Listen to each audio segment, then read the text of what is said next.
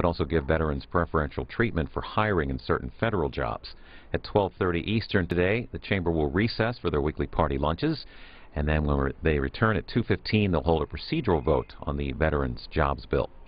Live coverage now of the U.S. Senate here on C-SPAN 2.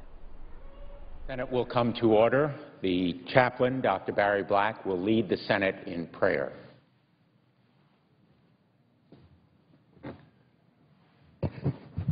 Let us pray. Eternal God, the source of our being, on this 11th anniversary of September 11th, we pause to remember how you sustain us even through life's tragedies, recalling the deaths and the injuries, the heroism and the patriotism. It's easy for us to be thankful for your presence and power. Continue to guide this land we love on the labyrinthine path to greatness, protecting it from dangers seen and unseen as you heal its doubts and divisions. Use our senators for your glory as our nation seeks to truly be the land of the free and the home of the brave. We pray in your sacred name. Amen.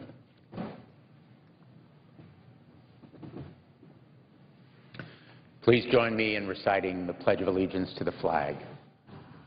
I pledge allegiance to the flag of the United States of America and to the republic for which it stands, one nation, under God, indivisible, with liberty and justice for all.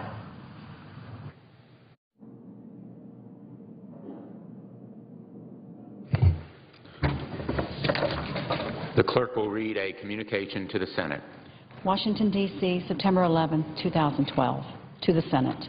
On the provisions of Rule 1, Paragraph 3 of the Standing Rules of the Senate, I hereby appoint the Honorable Richard Blumenthal, a senator from the state of Connecticut, to perform the duties of the chair. Signed, Daniel K. Inouye, President pro tempore. Mr. President. The Majority Leader. I now move to proceed to calendar number 476. The clerk will report. Motion to proceed to calendar number 476 as 3457, a bill to require the Secretary of Veterans Affairs to establish a Veterans Job Corps and for other purposes. Mr. President, the first hour will be equally divided between the two leaders or the designees. The majority will control the first half, Republicans the final half. At 11 this morning, there will be a moment of silence here in the Senate in observance of the 11th anniversary of the attacks on September 11th.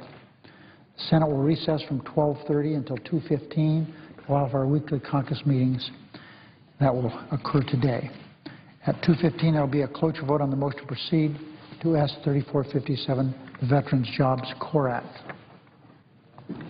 Mr. President, I'm told there are 3 bills at the desk due for their second reading.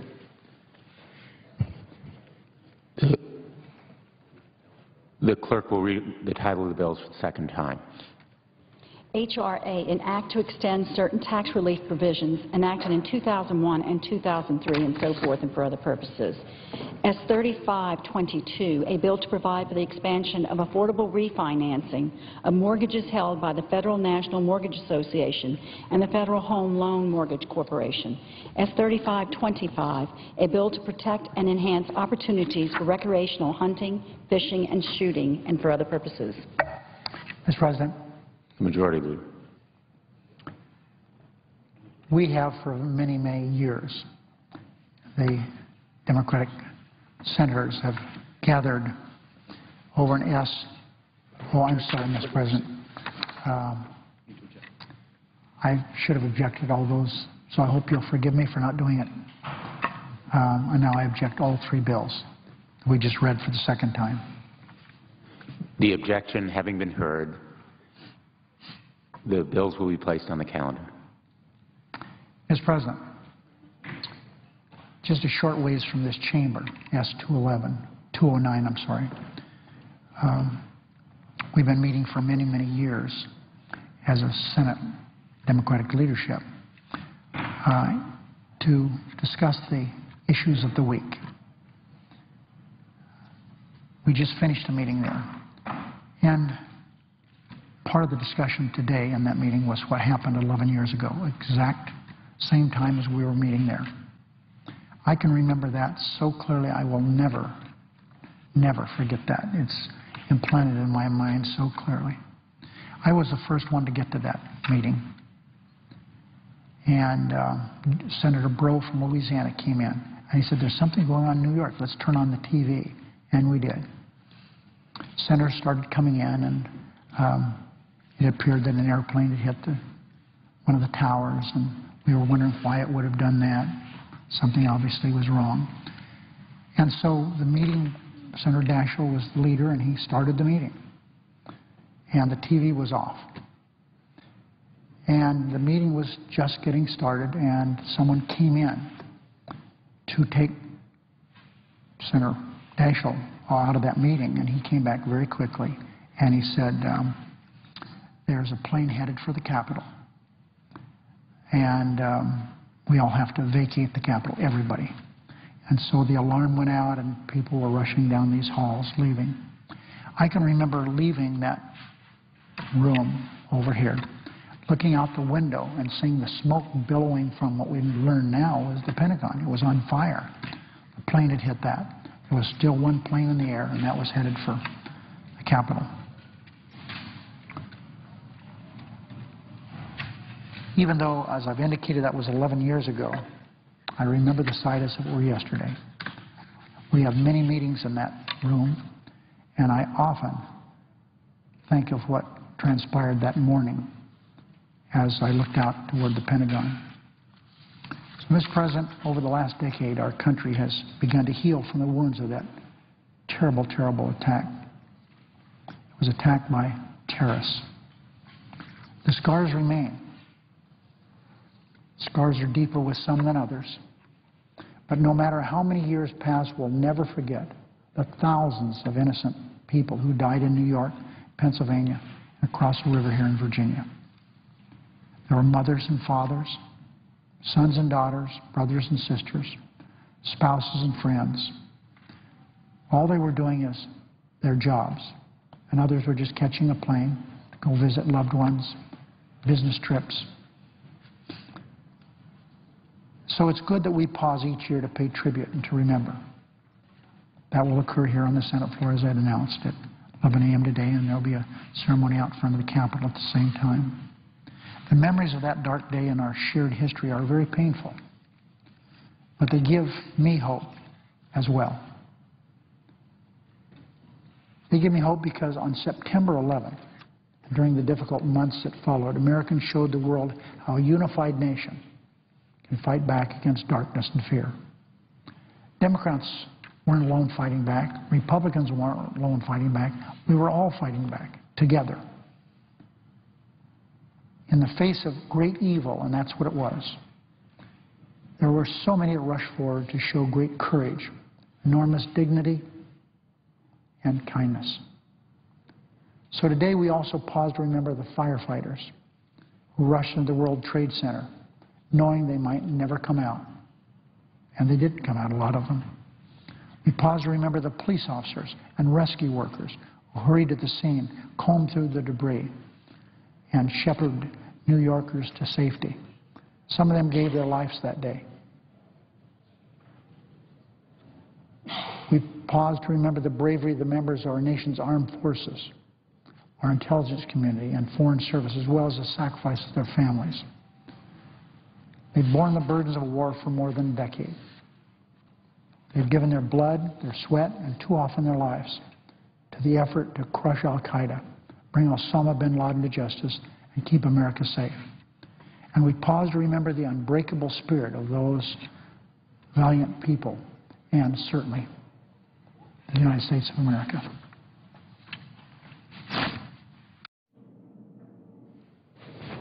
Mr. President, The Republican leader. in the course of a lifetime, one always remembers those moments of national grief and anxiety. They don't happen very often. For my parents' generation, it was, where were you when you heard about the Japanese attack on Pearl Harbor? When I was a young man, and my friend the Majority Leader was a young man, it was, where were you when you heard about the assassination of President Kennedy? For the current generation, it was, of course, where were you when you heard about 9/11? As the Majority Leader's indicated, it was for us here at the Capitol, kind of close up and personal, if you will. I recall being late that morning, and as a result of not having yet gotten to work, I saw, as millions of Americans did, the second plane go into the second building in real time. As the Majority Leader's indicated, the building was subsequently evacuated, people scattered around town, and at the end of this horrendous and frightening day, we all gathered on the steps of the Capitol to sing "God Bless America." It was one of the most uplifting and unifying moments in the history of our country. And I think it's safe to say that we are, as a nation, together, even though we have our political differences, together and stronger in the wake of what happened. In what is now a time-honored tradition, later this morning we'll gather on the Capitol steps to mark the solemn anniversary of the 9/11 attacks. It's fitting that we remember the thousands of innocent men and women who died that morning 11 years ago, and that despite our political differences, we remember the unity and resolve we all felt that day. In the days and weeks that followed these horrific attacks on our homeland, we were united by a common grief and outrage. Some wondered what the future would bring. But 11 years later, I think I can say that America is stronger than it was on 9/11. So today, we honor the sacrifice of those who died that day and the millions who have stepped forward to defend the nation in the armed forces and intelligence services in the years since, especially those who have given their lives in that service. On 9/11, we showed the world that America does not shrink from a challenge. And every day since, courageous men and women have humbled us through their courage and sacrifice on our behalf. Today is a day to show them our deep gratitude and renew our commitment to live lives worthy of their sacrifice.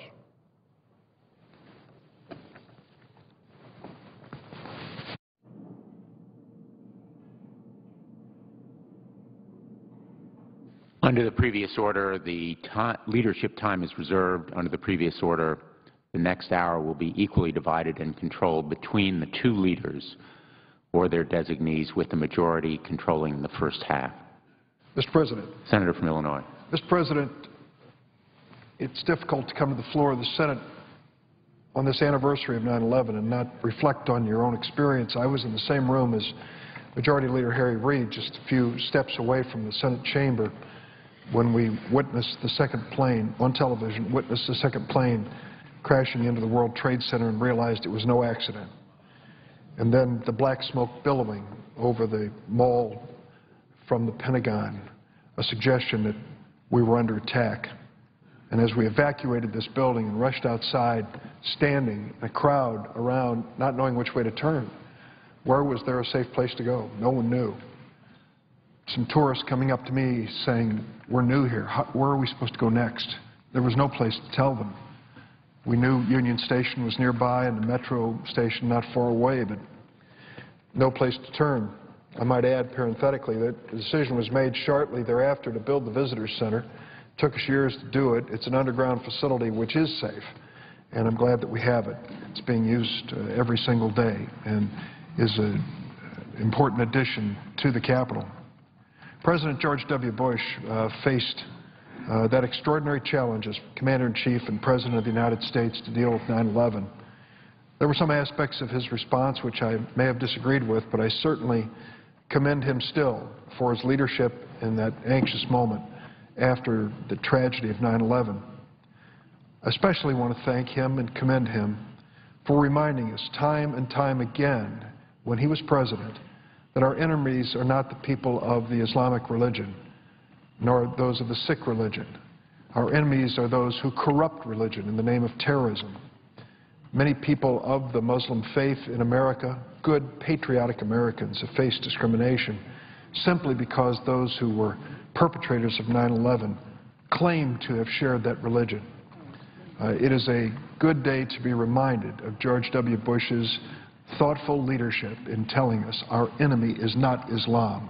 Our enemy are those who corrupt the religion in the name of terrorism.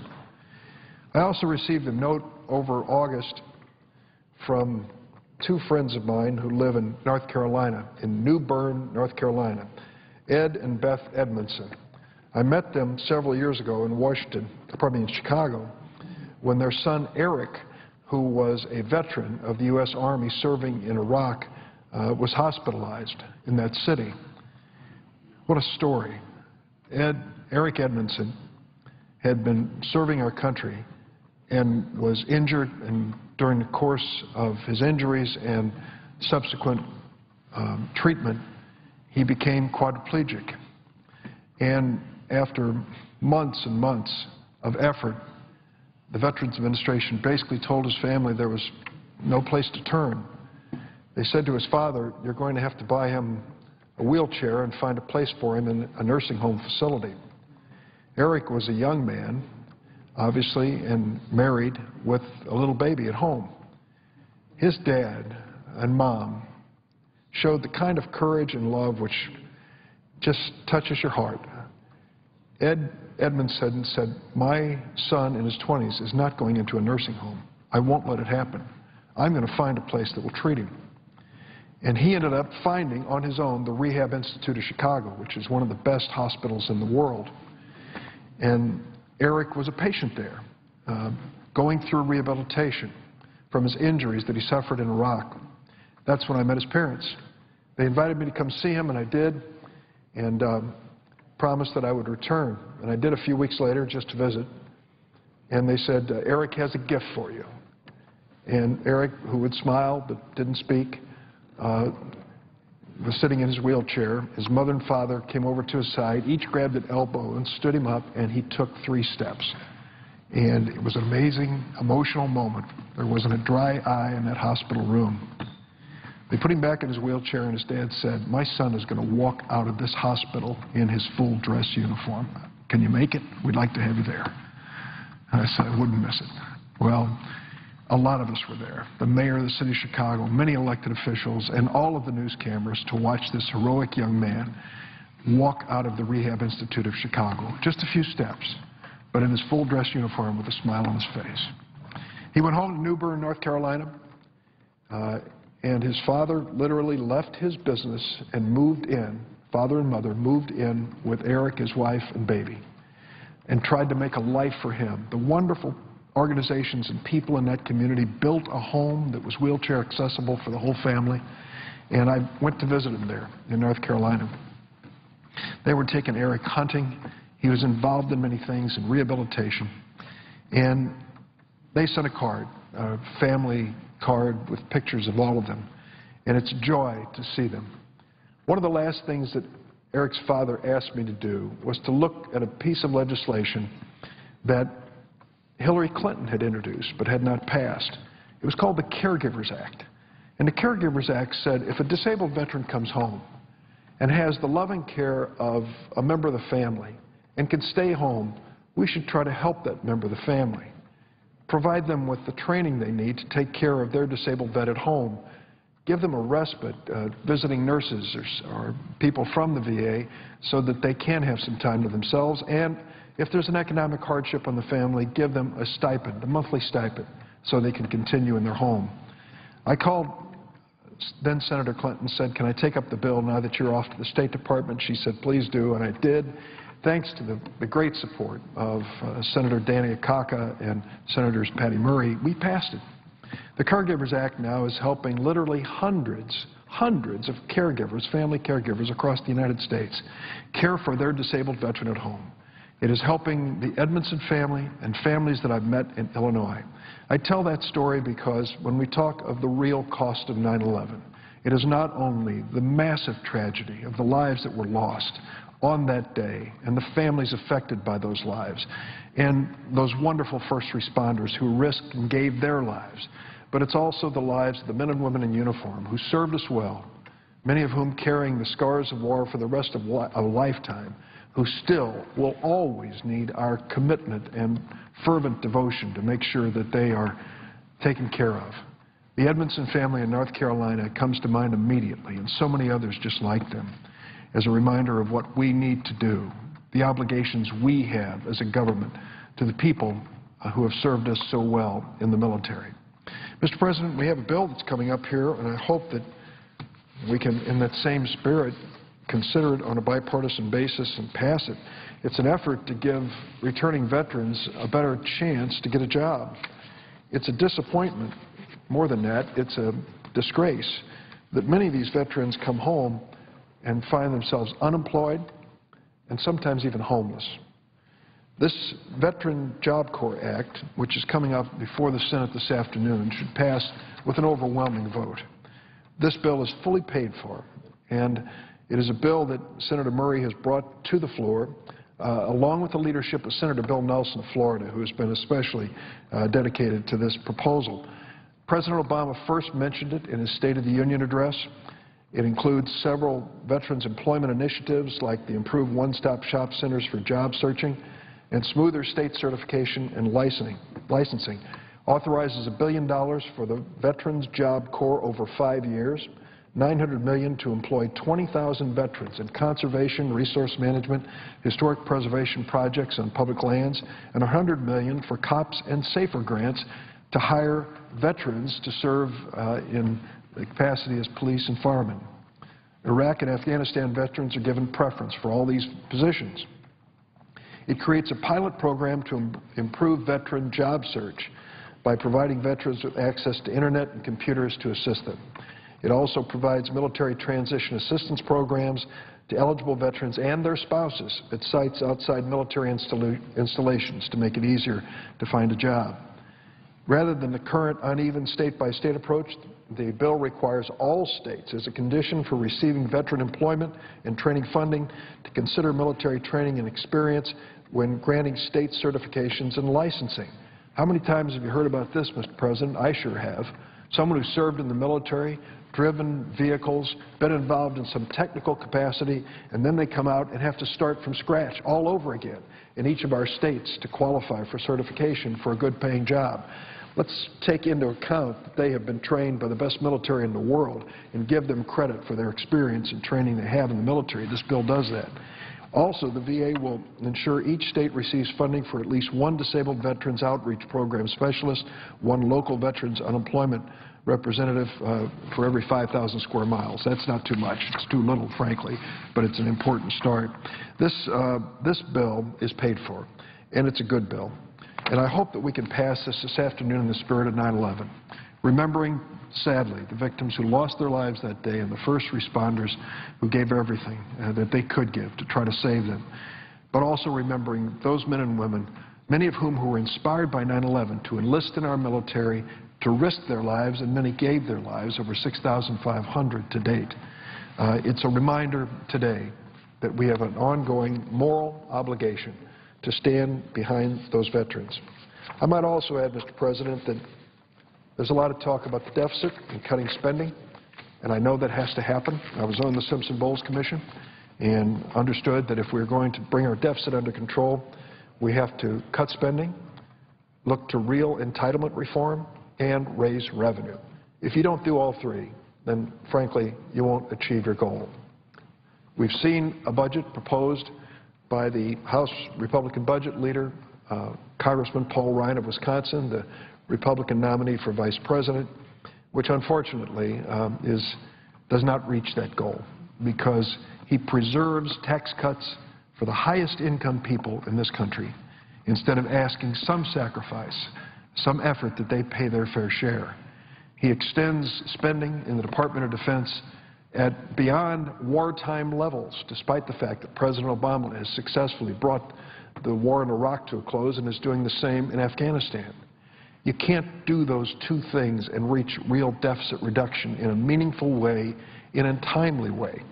And unfortunately, Congressman Ryan's budget does not pass the basic test of arithmetic.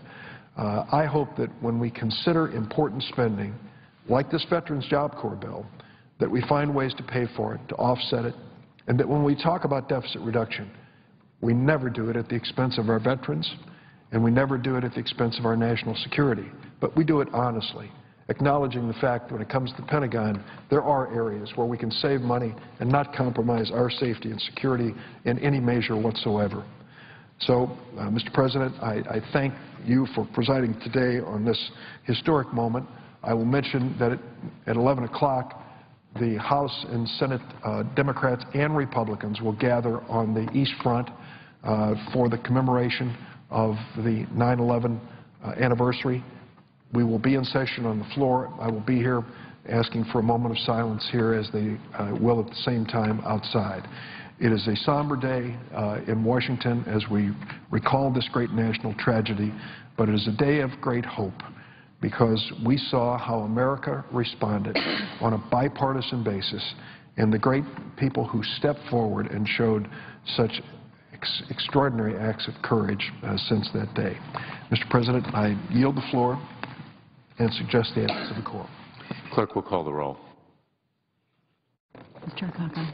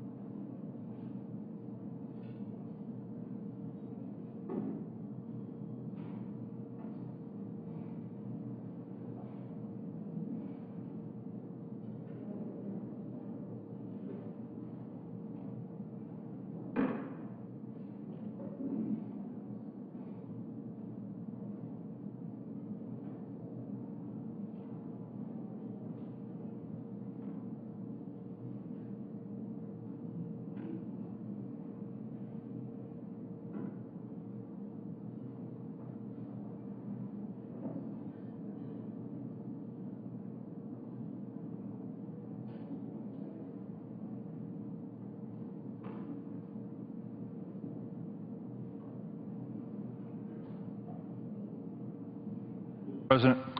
Senator from Colorado. Mr. President, I'd ask unanimous consent that the quorum call be lifted. Without objection. Thank you, Mr. President. Let me start by asking unanimous consent that the following staff of the Finance Committee be allowed on the Senate floor for the remainder of the 112th Congress: Sarah Butler, Anderson Hyman, Luke Johnson, Roland Smith, David Swedman. Without objection. Thank you, Mr. President. Mr. President, I've returned to the Senate floor to pick up where I left off when Congress adjourned a month ago, and that is to continue with my daily efforts to urge this Congress, our Congress, the House and the Senate, to extend the wind production tax credit. I rise before the Senate to discuss an industry that's created tens of thousands of good-paying jobs for American workers and has contributed billions of dollars, literally billions of dollars, to our economy. Mr. President, I think you know this, and all of our colleagues should know this, that This is an industry that will be in grave trouble if we in the Congress don't act soon. By that I actually mean immediately, to extend the wind production tax credit. We return this week to Congress in the wake of really sobering news about recent layoffs of American workers in our wind industry, largely due to our inaction, congressional inaction, on the wind production tax credit. I want to be very clear, Mr. President. The wind industry has already begun firing American workers because we have failed to extend the wind production tax credit. It's that simple.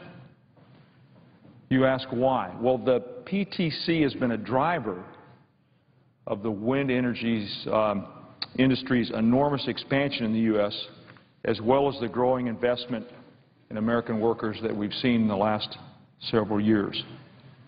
This critical tax credit expires at the end of the year, and if we don't vote to extend it, manufacturing facilities may shut down, thousands more Americans will lose their jobs, and the negative economic ripple effect, this isn't a positive ripple effect, Mr. President, this is a negative ripple effect, it'll be felt in communities all across our nation. Now let me be clear in a further way. It's already happening. This isn't conjecture. In my home state of Colorado, workers who had good-paying jobs in the wind industry just a month ago when I stood here no longer do.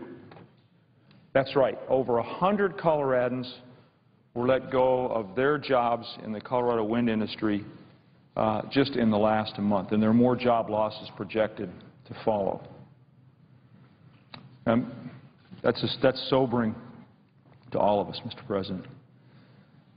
On a more upbeat note, I come to the floor to talk about the production tax credit, and each time I've come to the floor, I focus on a particular state because there's good news all across our country when it comes to wind energy. And today I want to focus on Vermont, where the wind industry has grown faster than in many larger states. And as a matter of fact, Vermont has the second highest rate of new wind installations in any state in 2011, growing over 650%.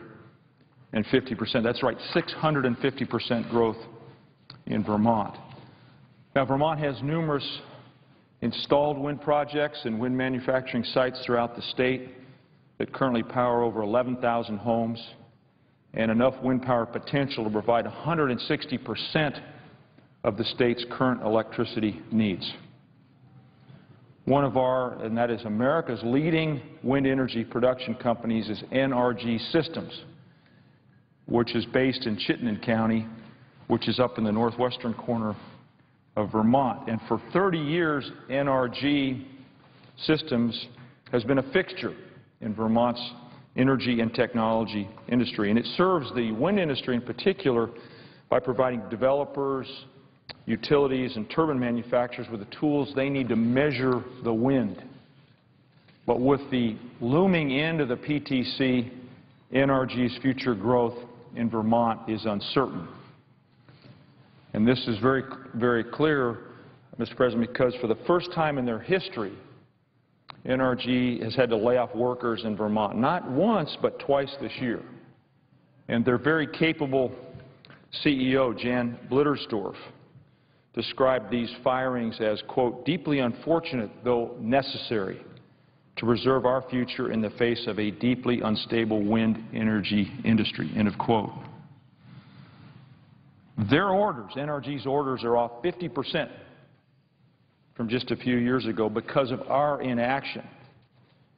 And the uncertainty about wind energy's future here in our country has encouraged them to look overseas for new opportunities, which then means you hasten the departure of good-paying jobs for skilled American workers who already are ready to go. So the point I'm trying to make, and I've seen my colleague, that my colleague from Vermont's joined me. I look forward to hearing about his remarks. But the wind industry needs certainty. NRG is an example of a company that needs certainty. We can lead the world in sustainable, smart energy, but we have to extend the PTC to stay on track. And as I've said for all these weeks I've been coming to the floor, this isn't just about my home state of Colorado. I love my state of Colorado. I think we're the best state in the union. But our country writ large is really threatened by broad losses of jobs if we don't extend the production tax credit. I'm not going to stand by idly and observe the outsourcing of American jobs. I don't want to cede the leadership in the clean energy future to any of our foreign competitors, and that's why I keep coming back here day after day to urge my colleagues to work with me to pass the production tax credit. Pretty simple. The production tax credit equals jobs. We ought to pass it as soon as possible. It's common sense. We have support from both sides of the aisle.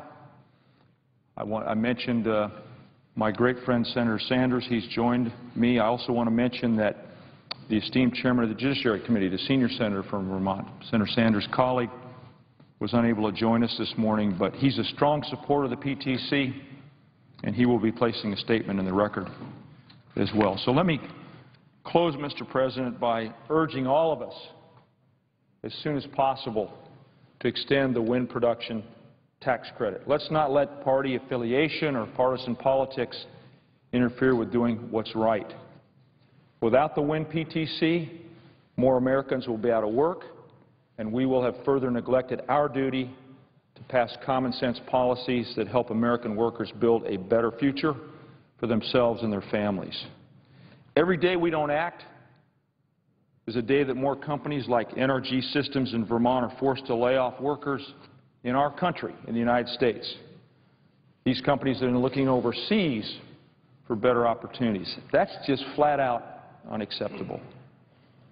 Mr. President, as I conclude, I want my colleagues to know I'll be back on the floor tomorrow to talk further about this opportunity, but also this threat. I'll be back to talk about jobs, our economy, the need for America to lead in the clean energy space, and the need for Congress to take action today. Mr. President, thank you for your attention. With that, I yield the floor. Again, I want to acknowledge the great leadership of my friend from Vermont. I look forward to hearing his remarks on this important production tax credit. Mr. President. The Senator from Vermont. Thank you, Mr. President. Let me begin by thanking Senator Mark Udall for his continued focus on ensuring that Congress extends the production tax credit. Senator Udall has been down on the floor time after time after time on this important issue, and we all owe him a deep debt of gratitude. Thank you very much, Senator. I also want to thank him for his very kind words about the NRG company, and we hope when you visit us in Vermont you'll see it. They are a cutting-edge company. They are an extraordinary company, and we're very proud of the work that they have done and are doing, and are cognizant of the problems they're facing today, the layoffs that they have had to experience because Congress has not passed the production tax credit. Mr. President, as you know, this important incentive, the production tax credit, moves us forward in a direction that we must go in terms of producing safe, sustainable energy by providing 2.2 cents per kilowatt-hour incentive for wind energy produced. Mr. President, let's be very clear, and I think a lot of people, perhaps in Congress and certainly all over the country, don't fully grasp this. I think some people still think that wind is some kind of cute, fringe technology which is not very significant here in the United States of America. So let us be very clear. Wind accounts for 35% of all new electric generating capacity installed in our country over the last 5 years, more new electric capacity during that time than nuclear and coal combined. Let me repeat it. Wind accounts for 35% of all new electric generating capacity installed in our country over the last 5 years. This is not some untested fringe technology. It is mainstream. Wind today is producing electricity at very competitive rates. According to the Department of Energy, wind is producing electricity from between 4 to 7 cents per kilowatt hour. That happens to be far cheaper, as it happens, than electricity produced by new nuclear plants. Today, the United States has over 48,000 8,000 megawatts of wind, and Texas alone has over 10,000 megawatts. Iowa and South Dakota have achieved the milestone of getting 20% or more of their electricity from wind. Once again, this is not a fringe technology. This is a technology that is growing and that is cost-effective. In my state of Vermont, we are home to leading wind companies like Northern Power in Barrie and NRG Systems in Heinsberg. These companies sell wind energy products globally and create good-paying jobs in the state of Vermont. The wind industry supports over 470 manufacturing plants nationally and some 78,000 jobs from one end of our country to the other.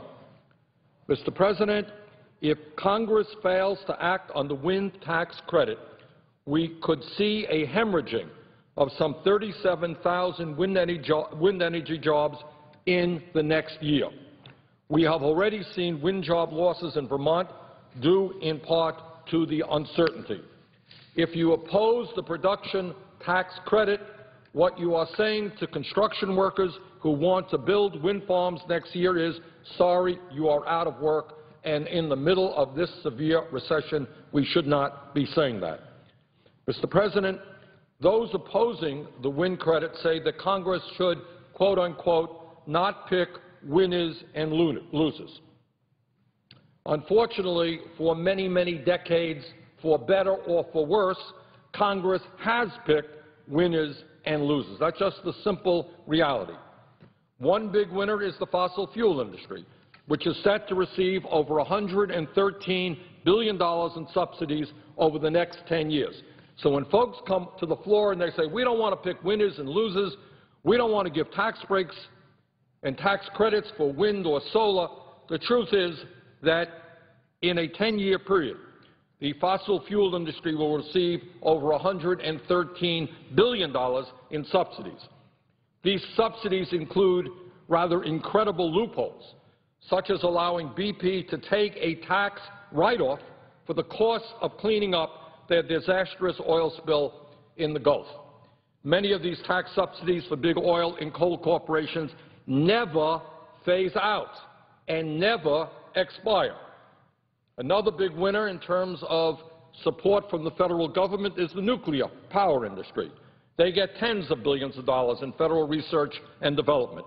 They get risky multi-billion-dollar federal loan guarantees for new plants.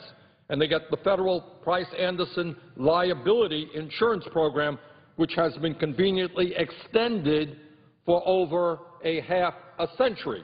And I raise these points to suggest that what we are asking for is fairly modest compared to what fossil fuel industry and the nuclear power industry receive. Mr. President, it is absurd that Congress continues huge subsidies for the fossil fuel industry, for the nuclear power industry, and yet is resisting providing support for safe and sustainable energy like wind.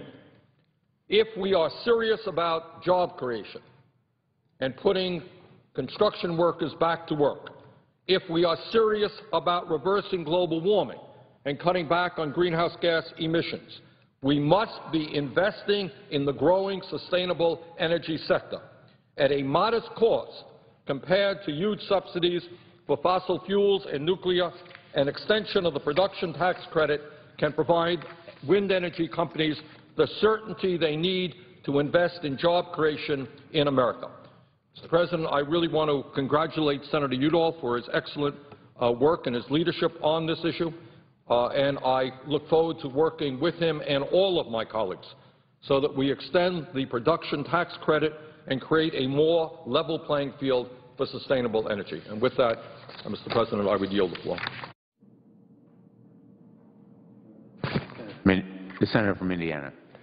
Mr. President, 11 years ago this morning, September 11, 2001, nearly 3,000 of our citizens lost their lives in a senseless act of terrorism that would change the course of America forever.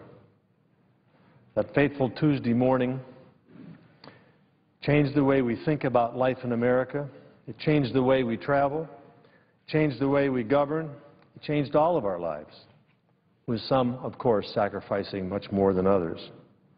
From the first responders that ran into the crumbling buildings and wreckage 11 years ago today, to the Navy SEALs who brought bin Laden to justice, to the thousands of men and women in uniform who continue to defend our freedom, countless Americans and their loved ones have served and sacrificed in the fight against terrorism for now more than a decade.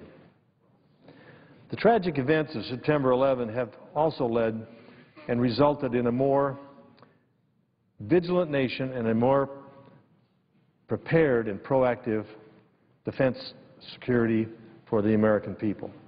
The attacks highlighted several vulnerabilities across state and federal governments that had been ignored for too long, and many of those have been addressed and remedied. In the aftermath of this tragedy, Congress put aside political partisanship and worked together with the administration and its departments to strengthen our national security and intelligence efforts.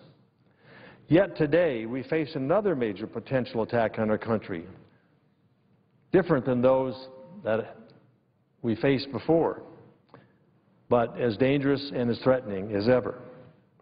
It's not a hijacked plane or a bomb, although that exists as a significant threat, but it's rather a cyber attack, an attack using the interconnected Internet that governs some of our most critical infrastructure, and an attack that comes across the wire or through the air, addressing a system and taking it down that has a dramatic impact on our country. As a member of the Senate Intelligence Committee, I know that the threat of a cyber attack is real and far-reaching.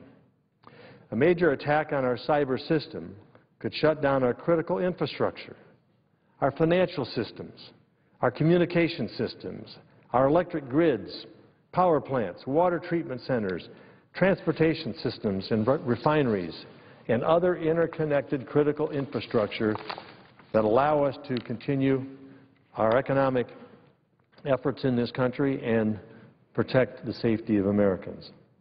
Every day, American businesses are victims of cyber intrusions, and the threat of and sophistication of these attacks is growing as we speak. Earlier this year, FBI Director Robert Mueller warned that, and I quote, "The cyber threat will pose the #1 threat to our country in the near future."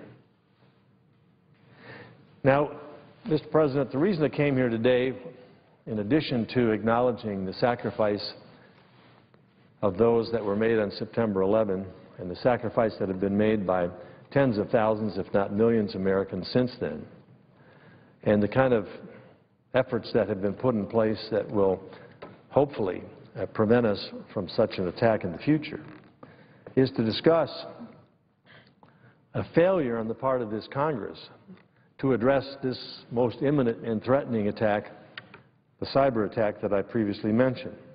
The week before the August recess, and particularly in an election year, of course, will always be filled with partisanship here in Washington.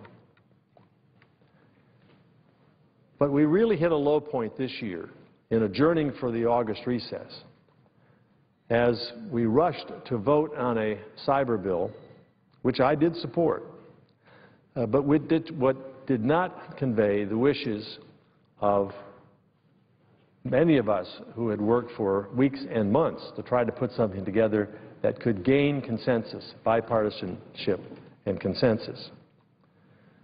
I voted for it so that we could pass it on and keep it alive, and so that perhaps over the August recess, and particularly coming back here with this session reopening in September, we could address this threat.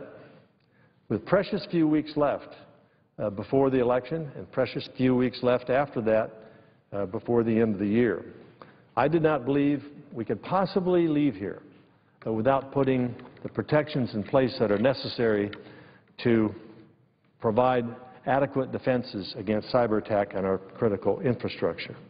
1/5 of the United States Senate, both Republicans and Democrats, met every day for weeks and months to iron out our differences on this cybersecurity legislation.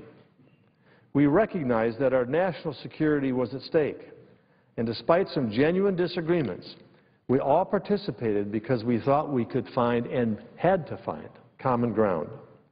Not just common ground among the two political parties, but common ground between industry and government as well, because industry plays a critical role in this effort. And with the active participation of 20 senators representing both parties in key committees of jurisdiction, we came close. Unfortunately, politics threw a wrench in our plans before a negotiated settlement was reached. I remain hopeful, though, and I plan to keep working with my colleagues to find the right balance between government and industry, standards and incentives, free markets and national security. I was frustrated to discover that after sitting on the sidelines rather than working with Congress on this critical debate, the President has signaled his desire to regulate cybersecurity by executive fiat. No one can do this alone. Not one party, not government or industry, and certainly not by executive order, which on its best day cannot begin to provide the robust incentives and information sharing required to achieve sufficient collaboration. Congress must act to add cyber to its to-do list. I recognize that Congress and this administration have a long list of remaining items to address before the end of the year.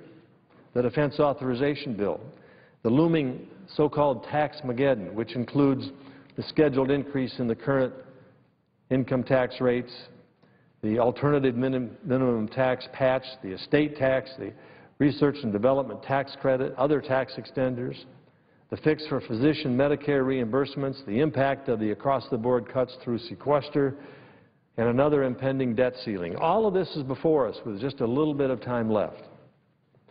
But what needs to be near the top or at the top of this list is cybersecurity legislation that provides the flexibility, preserves the personal liberties, and protects our country from a widespread cyber attack.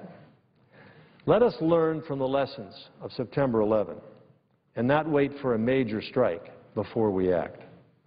Let's work together, Democrats and Republicans, Congress and the White House, government and the private sector, to make our country a safer and more prosperous place. So I urge my colleagues to continue to work in a bipartisan manner to bring forward a responsible and balanced cybersecurity bill. The responsibility falls on all of us. We know that this threat is ongoing and real, and we know we need to act.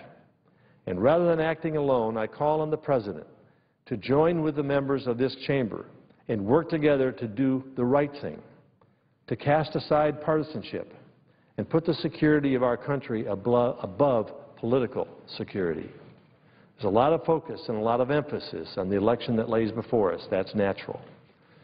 But when we're facing a threat as imminent and as potential and as real as this, we must do everything we can to transcend the politics of the day and to look at the policy that needs to be put in place to make our country safer and protect our citizens. With that, Mr. President, I yield the floor.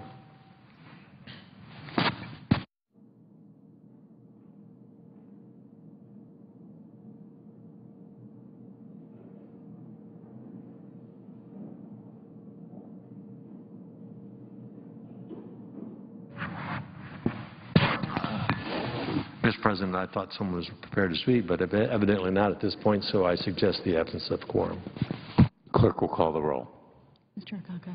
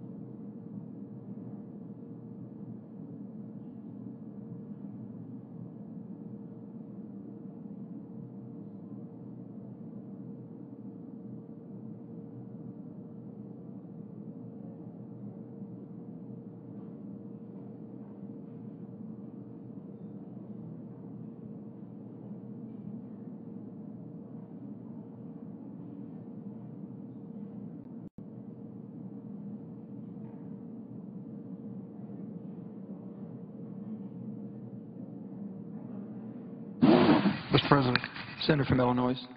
I ask the quorum call be suspended. Under the previous order, the Senate will observe a moment of silence in recognition of the 11th anniversary of the attacks on September 11, 2001.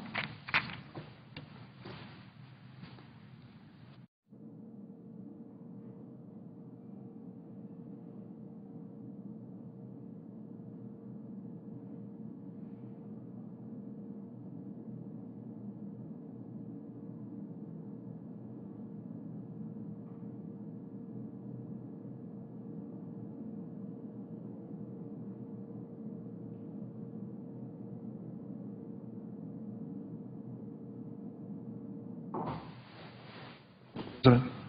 Senator from Illinois. Mr. President, at this moment, the Senate Majority Leader Harry Reid and the Republican